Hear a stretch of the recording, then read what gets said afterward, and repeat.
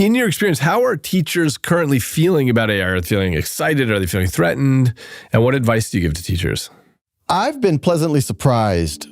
When we started working on khanmigo, we had all these debates inside of our organization. People were like, this can be used for cheating and it hallucinates. And we were supposed to launch March of 2023. November 2022, the last day of November, ChatGPT comes out. And I remember like, what's going on? You guys said you were going to launch anything until March. And then I slacked Greg Brockman. He's like, oh no, all we did is we launched all these apps on our old model.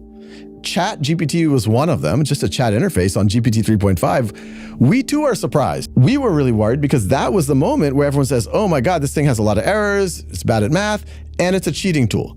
And then you saw all these school districts start to ban it. It ended up that was actually a blessing because by the time March came around, 4 months later, the school system started to think, well, you know what? This does have issues, but if only someone were to mitigate the risks. And so when we launched khanmigo, it had positive reaction.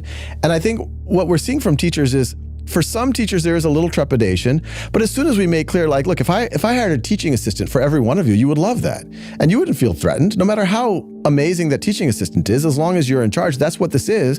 And then immediately like, oh wow, yeah, this is really a gift. The other benefit is teachers are immediately seeing how it benefits their lives. I gave that example of an English teacher having to spend 17 hours grading one assignment.